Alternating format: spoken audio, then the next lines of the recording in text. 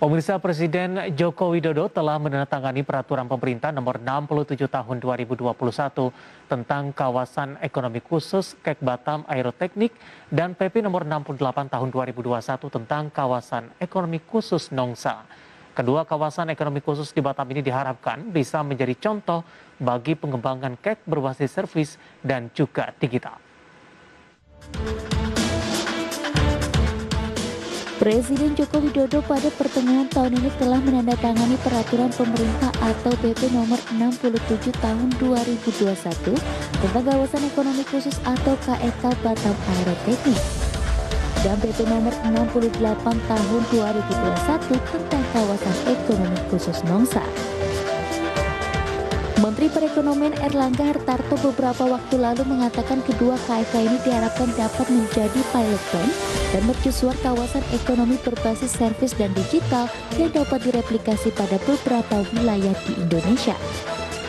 Selain itu akan dapat menghemat devisa negara dan menciptakan lapangan pekerjaan serta menarik investasi dari dalam negeri maupun luar negeri, bahkan dengan investasi yang diharapkan bukan hanya jutaan dolar namun miliaran dolar Amerika.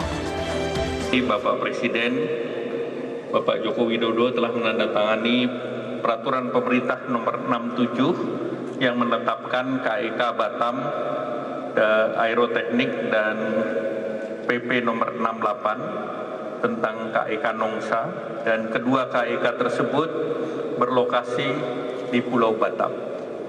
Jadi kita tepuk tangan untuk Pulau Batam yang memperoleh dua KEK. Tidak banyak provinsi yang dapat 2 KEK, tapi karena Pak Gubernurnya agresif, minta 4 lagi.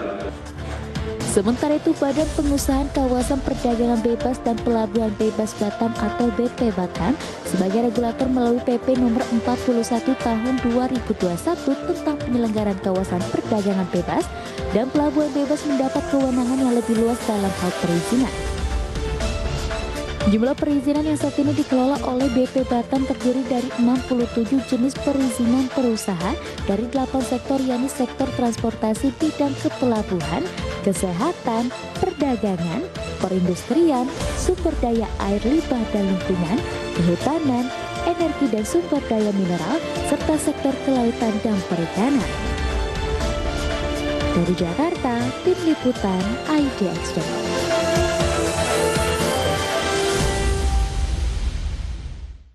Ya, pemirsa, untuk Market Review kali ini kita akan membahas topik apa kabar kawasan ekonomi khusus Batam. Dan saat ini kami sudah terhubung melalui Zoom bersama dengan Bapak Muhammad Rudi, Kepala Badan Pengusahaan Batam. Kita akan langsung sapa saja Pak Rudi. Selamat pagi, apa kabar Pak? Selamat pagi, kabar baik Pak. Assalamualaikum warahmatullahi wabarakatuh. Waalaikumsalam Pak Rudi, terima kasih juga sudah meluangkan waktu di IDX Channel. Pak Rudi, topik kita menarik, apa kabar kawasan ekonomi khusus Batam Pak Rudi, di mana Presiden Joko Widodo seperti informasi yang sudah kita sampaikan telah menandatangani peraturan pemerintah nomor 67 tahun 2021 tentang Kek Batam Aeroteknik ini. Bagaimana perkembangan Kek Batam Aeroteknik sampai sejauh ini Pak? Baik, terima kasih. Saya kira pagi hari ini kita berada di TV ID. Saya makasih banyak telah diundang. Mudah-mudahan dengan hadirnya kami bisa membawa pencerahan bagi masyarakat seluruh Indonesia, sehingga tahu bahwa di Batam sudah ada, selain dari free trade zone, juga ada 2 kek yang telah keluar. Tadi sama-sama kita sudah dengar sesuai dengan peraturan Presiden 67 dan 68. 67 untuk Batam Aeroteknik yang mungkin sebelumnya sebetulnya sudah berada di kota Batam, cuman belum berbentuk KEK. 2014 sebetulnya Lion sudah masuk ke kota Batam, sudah ada di Bandar Hang Nadiem, sudah bekerja. Tapi dengan PP 67, beliau meningkatkan menjadi kawasan ekonomi khusus Batam untuk penerbangan ini sendiri. Yang kedua di Nongsa sendiri, Pak Kris Wiluan juga sudah mengajukan, dan alhamdulillah Pak Presiden juga sudah mengeluarkan PP 68 2021 dan sudah diserahkan oleh Pak Erlangga pada bulan Juni yang lalu pada 2 kawasan ini sendiri. Tentu kita berharap dengan adanya kek di Kota Batam, ada 2 kek di dalam free trade zone. Jadi kek ini berada dalam wilayah free trade zone di Kota Batam sendiri. Berarti ada 2 kemudahan sebetulnya. Sudah Batam satu daerah free trade dan di dalamnya ada KEK. Apa istimewanya KEK? Tentu kita berharap ada kemudahan-kemudahan yang akan ada dalam kawasan itu sendiri. Kawasannya tentu Bapak Ibu sekalian, ini menjadi satu area yang tertutup buat mereka nantinya. Tapi semua ini dalam proses, mudah-mudahan kita berharap karena KEK ini di bawah A atau Deputi 2 dan Deputi 4, kita berharap ke depannya betul-betul bisa bergerak dan bisa berjalan. Kenapa ini dibentuk Bapak Ibu sekalian? Karena banyak sekali keluhan dari para pengusaha bagaimana untuk berinvestasi. Urusan administrasinya biasanya mungkin karena harus urusan dengan perizinan yang ada di pemerintah, maka keluarlah KEK ini. Kalau KEK nanti terbit, maka dan sudah terbit, ini seluruhnya nanti urusan administrasinya ada di KEK itu sendiri. Jadi urusan perizinan segala macam itu tersendiri di dalam kawasan sendiri. Dan nanti sementara akan ditangani oleh BP Batam sampai satu waktu nanti akan dilepas. Artinya Bapak Ibu sekalian, ini akan mempermudah mereka-mereka siapa yang ingin berinvestasi dari atau tempat kawasan ini sendiri. KEK ini tidak 2 saja, tadi sama-sama kita dengar Pak Menko malah menyatakan akan terbit lagi 4. Tapi yang jelas kita sudah mengajukan yang 1 lagi untuk KEK kesehatan yang ada di Sekupang. Mudah-mudahan karena sudah ada peminatnya, salah satu dari perusahaan Tumbai di Abu Dhabi akan segera membangun Universitas Pendidikan Kesehatan di Sekupang sendiri. Artinya mudah-mudahan dalam waktu dekat juga akan 3 KEK di Kota Batam. Tadi malam kebetulan saya ditelepon oleh Pak Kris Wiluan tentang KEK Nongsa, bahwa mungkin dalam waktu dekat ini investasi atau orang investor akan masuk dari luar masuk ke kawasan Nongsa Digital Park ini sendiri. Tadi malam kita sudah komunikasi, mungkin dalam waktu dekat itu sekitar investasinya $450.000 US. Artinya mungkin dengan KEK ini keluar, orang sudah mulai ingin merambah masuk ke Kota Batam. Sekali lagi izinnya itu hanya dalam kawasan KEK sendiri. Artinya ini mudah sekali. Tidak ada urusan dengan lagi kita, tapi kita hanya monitor kegiatan daripada di kawasan KEK sendiri. Pak Rudi, kita juga ingin tahu Pak Rudi, sebelum dibentuknya KEK ini bagaimana proses perizinan berlangsung? Apakah memang cukup rumit? Saya kira bukan rumit, karena semuanya ada di PTSP dan ada di pusat, di Kementerian Lembaga. Tapi perlu diketahui dengan PP 41, di Free Trade Zone pun hari ini perizinan sudah dilimpahkan ke daerah, yaitu ke Kota Batam. Dengan sistem OSS dikontrol oleh pusat, perizinan sudah ada di daerah sendiri. Kalau KEK lebih mudah lagi, karena semuanya ada di dalam kawasan KEK itu sendiri. Dari sisi waktu lebih efisien, Pak? Ini lagi kita siapkan. Kalau KEK sudah pasti, karena mereka dari mereka saja intern di dalam kawasan KEK sendiri. Tapi kalau yang di luar KEK, Free Trade Zone ditanyakan tadi, itu ada di PTSP. Hari ini sistemnya sudah OSS dari pusat sampai ke daerah. Dan Batam hari ini diberikan lagi satu PP 41. Artinya Batam diberi kemudahan. Seluruh izin usaha yang di Kota Batam nantinya cukup hanya izin urusnya di PTSP. Di PTSP pun kita tidak perlu hadir. Dengan sistem elektronik hari ini, dengan handphone saja, mereka sudah bisa mengurus izin. Artinya dari mana saja, dia ada di Irian Jaya, mau di Sulawesi, mau dimanapun, dia sudah bisa mengurus. Tapi ini dalam proses awal. Mudah-mudahan ini sudah berjalan tapi belum sempurna. Tapi saya berharap akhir tahun ini semua sudah harus clear. Sehingga orang dari mana saja yang investasi, dia sudah bisa tahu. Baik dari waktu, prosesnya berapa hari, persyaratan apa, dan kapan dia bisa menerima surat itu sendiri. Dan itu dalam kita proses. Saya mudah-mudahan yang apa kita lakukan, saya berharap Januari ini sudah clear semua. Sehingga nanti urusan apapun dari laut, darat, udara, semua mudah-mudahan bisa selesai dalam waktu sesingkat-singkatnya. Baik. Pak Rudi, bisa dijelaskan tidak Pak, apa kegiatan utama dari industri KEK Batam Aeroteknik dan juga KEK Nongsa ini? Ya, satu sistem penerbangan yaitu dipegang oleh PT Batam Aeroteknik, yaitu Lion. Tentu di sistem penerbangan semua. Kita berharap hari ini MRO yang ada di bandara betul-betul bisa bergerak, bisa berjalan. Tentu banyak regulasi yang harus kita selesaikan. Karena Batam daerah free trade zone, maka seluruh barang yang masuk kota Batam semua kita juga tahu ada kebebasan biaya masuknya. Ya. Dan nanti saya kira akan demikian, dan itu harus dilandasi dengan hukum yang ada. Sehingga nanti kalau itu berjalan, kita berharap MRO nanti tidak hanya pesawat Lion saja, mungkin seluruh pesawat yang ada di Republik dan di internasional. Kalau itu bergerak, saya kira ini akan hidup. Karena kemarin waktu peresmian beliau menyampaikan kalau ini berjalan, mudah-mudahan bisa menampung tenaga kerja sampai 10.000 anak-anak bangsa ini bisa kerja sana. Bukan hanya warga Kota Batam, tentu dari Republik ini. Kedua, Nongsa Digital Park. Nongsa Digital Park ini sudah dibangun sebetulnya. CAP-nya baru dapat kemarin, kawasannya sudah berjalan, bergerak di bidang perhotelan dan IT. Hari ini tentu dengan CAP-nya kita berharap banyak sekali perkembangan yang harus dilakukan. Tentu sistem IT yang ada di Kota Batam. Baik mereka juga membentuk sekolah dan segala macam. Tadi malam saya telepon Pak Kris bahwa nanti akan membangun tenaga listrik di sana juga untuk memenuhi kebutuhan daripada area CAP sendiri. Artinya sistem IT nanti mungkin akan sepenuhnya ada di Nongsa Digital Park sendiri. Baik, dan sebelum kita lanjutkan perbincangan, tim redaksi kami sudah merangkum beberapa informasi grafis dan mungkin saja bisa menjadi salah satu referensi untuk Anda. Langsung saja kita ke grafis yang pertama, kita akan coba lihat pemirsa profil kawasan ekonomi khusus KEK Batam Aeroteknik, di mana landasan hukum PP nomor 67 tahun 2021, Badan Usaha Pembangunan dan Pengelola PT Batam Teknik, luas area 30 hektar, kegiatan utama industri maintenance, repair dan overhaul, kemudian juga target investasi 2030 di 7,29 triliun rupiah. Target tenaga kerja di 9.976 pekerja.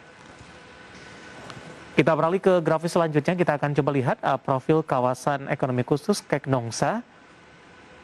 Ya, landasan hukum PP nomor 68 tahun 2021, Badan Usaha Pembangunan dan Pengelola PT Taman Resource Internet atau Tamarin, luas area di 166,45 hektar. Kegiatan utama IT digital, kemudian juga pariwisata. Target investasi di 2030, 16 triliun rupiah dan target tenaga kerja di 16.500 pekerja.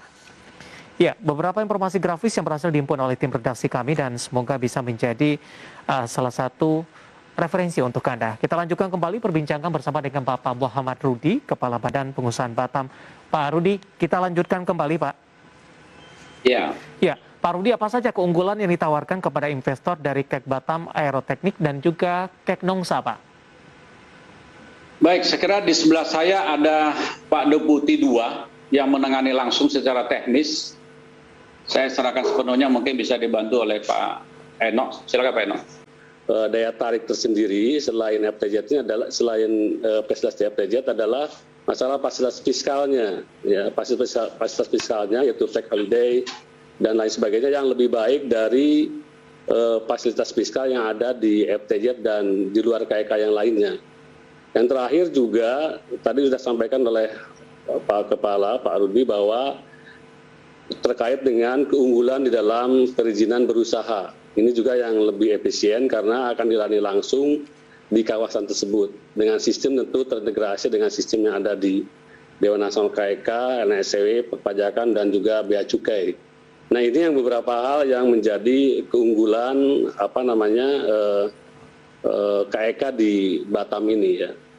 Kemudian mungkin juga yang sebetulnya yang menarik bagi para investor ya yang di Batam ini adalah fasilitas-fasilitas KEK ini juga dalam masa transisi ini berlaku juga fasilitas yang ada di FTZ. Jadi memang ini seperti KEK ini seperti FTZ Plus lah, kira-kira gitu. Jadi memang ini lebih menarik ya kalau menurut saya bagi para investor di berinvestasi di KEK Batam ini. Demikian. Baik, bagaimana dengan pasokan energi dan juga konektivitas dengan kawasan industri lainnya di Batam? Saya kira ini, halo? Ya. Ini dengan Bapak siapa? Pak Rudi. Pak Rudi, ya silakan Pak. Saya kira dengan PP 41, Batam diberi kemudahan untuk mengurus daerah kota Batam sendiri, ini dalam kita proses. Mau bahan bakar, mau lain-lainnya, ini lagi dalam proses. Mudah-mudahan kita berharap dalam waktu dekat ini, terutama aftur ini bisa kita proses dan kita atur sehingga nanti apapun yang digunakan ke Batam melalui penerbangan ini akan jadi murah. Tapi ini belum selesai Bapak ya. Ya, Bapak masih Ibu dalam sekalian, proses belum ya Pak. selesai. Dalam proses, kita berharap tadi akhir tahun ini mudah-mudahan semua sudah kita bisa mendapat aturannya bahwa ini sudah diserahkan kepada daerah sepenuhnya. Baik, kemudian dari sisi tantangan ini Pak Rudi yang dihadapi pemerintah Kota Batam dan pihak terkait dalam pengembangan kawasan ekonomi khusus ini. Saya kira tugas kita di daerah banyak sekali, tapi hari ini kami coba membenahi apa yang menjadi akses untuk keperluan daerah-daerah wilayah, baik ek ataupun wilayah industri lainnya, ini harus kami selesaikan ini. Supaya orang nanti yang ingin ke Batam juga bisa berbicara bahwa akses untuk daerah industri kami sempurna. Akses untuk menuju daerah kek bandara sempurna. Akses menuju daerah Nongsa sempurna. Ini dalam kita proses, salah satunya kita ingin agar kesempurnaan ini bisa mendukung dan bisa menarik daerah orang untuk investasi di Kota Batam. Dan ini dalam perjalanan dengan kemampuan daerah yang ada, saya kira. Baik, di sisi lain Pak Rudi, peran rantai pasok dan logistik ini sangat penting dalam pengembangan kawasan industri dan ekonomi khusus. Apakah ini juga menjadi perhatian utama juga dari BP Batam? Makanya tadi saya kira ada dua daerah yang menjadi perhatian kita untuk logistik ini, tentu antara pelabuhan sama bandara ini. Khusus bandara, di samping tadi ada BAT atau Batam Aerotechnic tadi sendiri, kita lagi mengembangkan pembangunan bandara ini sendiri. Kita lagi kerjasama dengan konsorsium, itu Angkasa Pura I, IKA, dan Incheon sendiri. Mudah-mudahan dalam waktu dekat kita sudah akan tanda tangan bersama kesepakatan perjanjian ini. Kita akan membangun satu terminal baru, yaitu Terminal 2. Salah satu tidak ada lain, kita ingin penerbangan nanti betul-betul tidak hanya nasional, juga bisa internasional. Perjanjian ini akan berlaku selama 25 tahun, tapi proses pembangunannya sampai 2024 kita berharap Terminal 2 ini sudah selesai. Maka dari bandara keluar untuk menuju daerah-daerah industri lainnya dan daerah kota, ini jalannya harus kita bangun, itu dari kita sendiri. Yang kedua tentu pelabuhan laut, ini saya kira namanya logistik, mungkin hampir 90% itu pasti melewati laut. Maka pelabuhan Batu Ampar ini lagi kita perbaiki, mudah-mudahan dalam waktu dekat ini sudah bisa kita fungsikan, memang tidak sempurna, karena hampir 2 tahun terakhir ini kita berusaha bagaimana merubah sistem yang ada di pelabuhan. Bukan dulu tidak baik, tapi kita ingin lebih sempurna. Maka dengan keluar sistem yang baru sendiri, kita berharap konektivitas antara proses perizinan, baik yang ada di BP, di Bea Cukai, di Sabandar, dan semua pemangku kebijakan di pelabuhan, ini bisa connect jadi satu. Kalau bisa connect satu, maka nanti kita bisa meniru daerah lain. Dari sebelum kapal masuk saja kita sudah bisa menghitung berapa lama waktu mereka akan gunakan sampai bongkar barangnya di pelabuhan ini sendiri. Kalau ini bisa kita lakukan, saya yakin Batam ini akan menjadi satu daya tarik yang istimewa. Karena menjadi hub logistik ini sudah ada aturannya, tinggal pelaksanaan di kita sendiri. Dan kita berharap Bapak Ibu sekalian, khusus kita sebangsa dan setanah air, dan mungkin dari luar negeri, ini kita lakukan tidak lain, kita ingin memudahkan orang berinvestasi di Kota Batam yang kita cintai ini. Baik. Pak Rudi, pemerintah berharap ke Batam Aerotechnic dan Keknongsa di Batam ini menjadi mercusuar kawasan ekonomi berbasis servis dan digital. Tadi pun juga sempat Anda singgung sedikit di awal perjumpaan kita tadi. Apakah ini sudah mengarah ke sana, Pak? Saya kira Batam dibangun tidak Batam saja, nanti pengembangannya akan keluar semua. Karena sudah diatur dalam Undang-Undang 41 bahwa nanti ada BBK, itu Batam, Bintan, dan Karimun. Ini akan terkoneksi jadi satu nantinya, tapi sekarang dalam proses agar nanti aturannya keluar, maka nanti ada berapa kawasan free trade zone. Dan tentu dalam free trade zone ini, misalnya Bintan dan Karimun, tentu ada daerah KEK barunya. Artinya ini akan terintegrasi jadi satu kawasan yang nanti Dewan Kawasannya adalah Bapak Menko Perekonomian sendiri. Tentu kalau 3 ini selesai, saya kira pengembangan ke depan ini akan lebih besar lagi, karena areanya sudah meluas di Provinsi Kepulauan Riau. Artinya saya kira kita pastilah ingin bagaimana perubahannya lebih cepat. Tentu kita juga sudah menyiapkan yaitu rencana induk pembangunan BBK ini sendiri. Mudah-mudahan dalam waktu dekat akan keluar sehingga jangkauan perluasan daripada kegiatan BP Batam sudah akan bisa mengembang di Provinsi Kepulauan Riau. Baik, Pak Rudi, kita masih punya satu segmen lagi, nanti kita akan lanjutkan, nanti kita akan coba singgung terkait dengan insentif nih Pak untuk menarik minat atau magnet bagi para investor untuk masuk ke dalam dua kawasan. Dan kita masih membahas topik apa kabar kawasan ekonomi khusus Batam, dan kita masih berbincang bersama dengan Bapak Muhammad Rudi, Kepala Badan Pengusahaan Batam.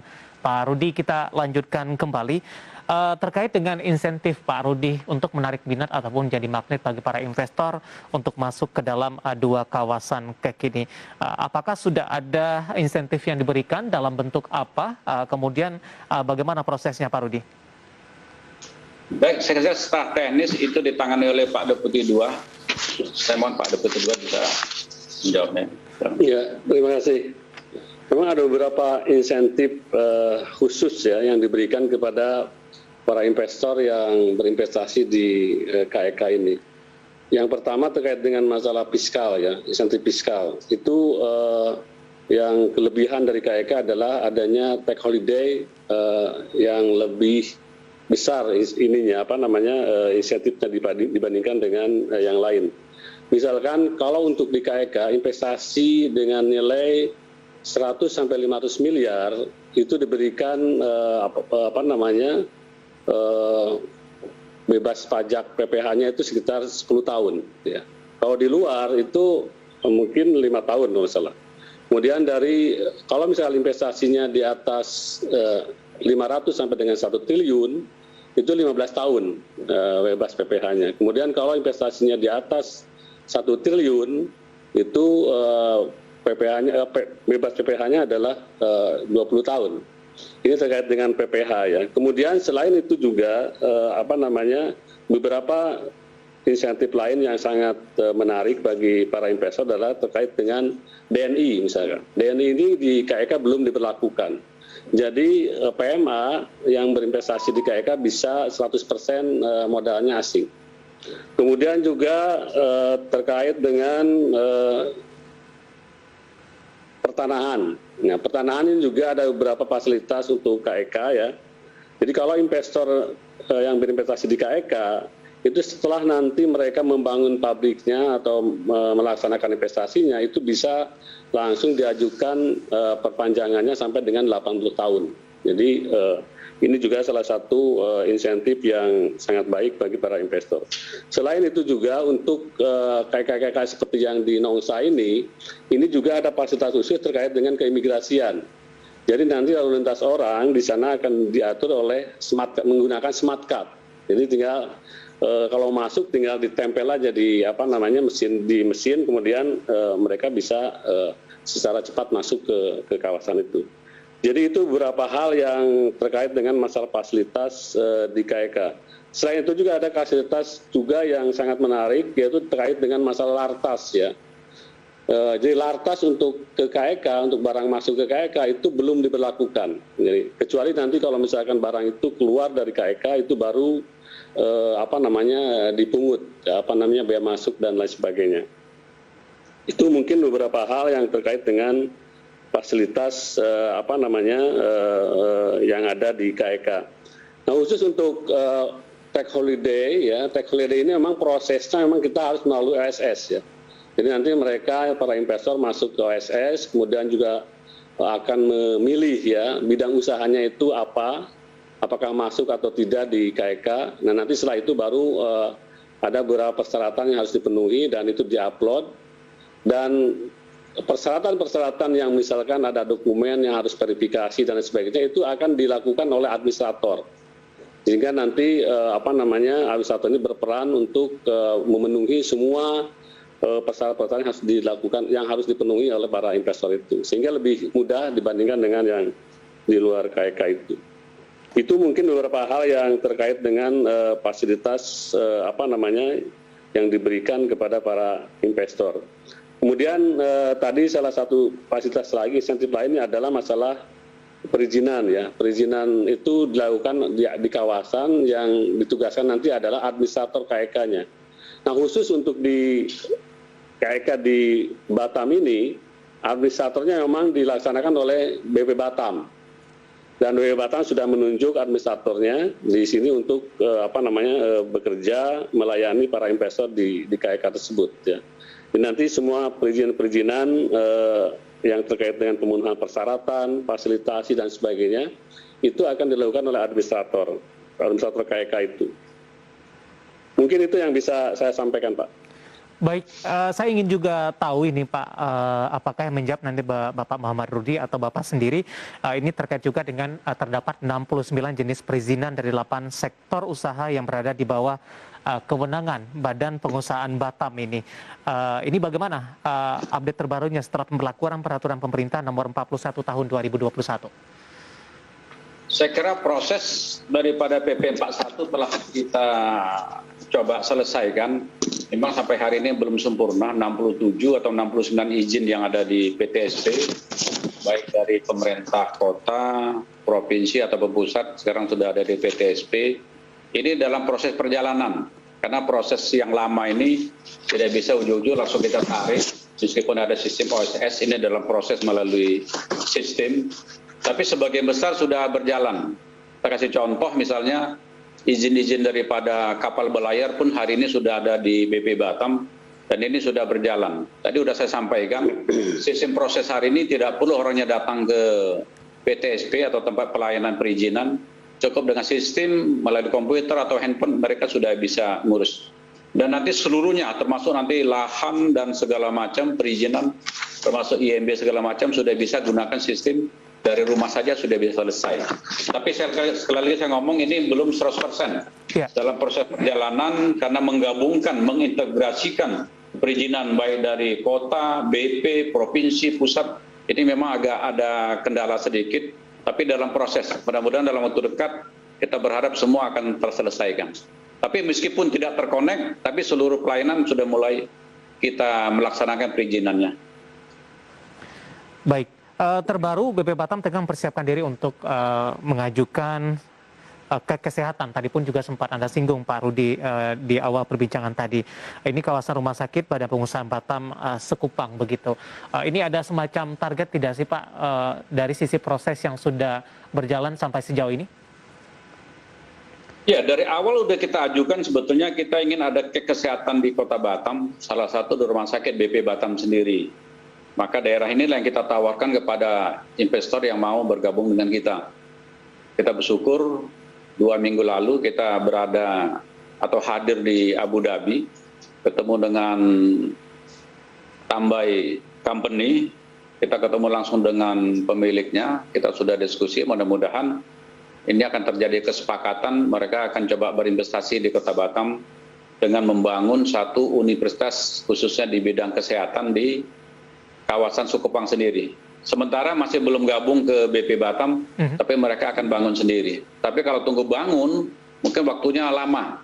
Dan kemarin kita sudah ada komunikasi kembali, bahwa mereka akan coba menyewa tempat dulu di Kota Batam untuk melanjutkan perguruan tinggi ini, dan nantinya Rumah Sakit BP Batam akan menjadi partner daripada universitas yang dibangun di Sekupang sendiri. Artinya, keseriusan mereka untuk investasi kita sudah bisa lihat, bukan mereka mau bangun dulu tapi dengan menyewa mereka pun mau.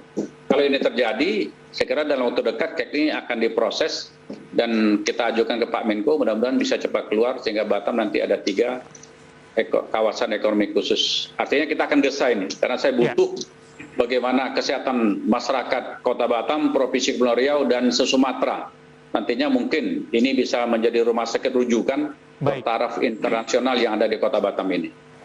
Pak Rudi, waktu kita cukup terbatas Pak, menarik, terima kasih sudah meluangkan waktu di IDX Channel. Semoga kita bahas bisa menjadi referensi bagi pemirsa IDX Channel, juga bagi para investor yang menyaksikan dialog yang sudah kita lakukan. Pak Rudi, terima kasih, sehat selalu Pak. Sama-sama Bapak, makasih. Assalamualaikum warahmatullahi wabarakatuh. Waalaikumsalam, ada Bapak Muhammad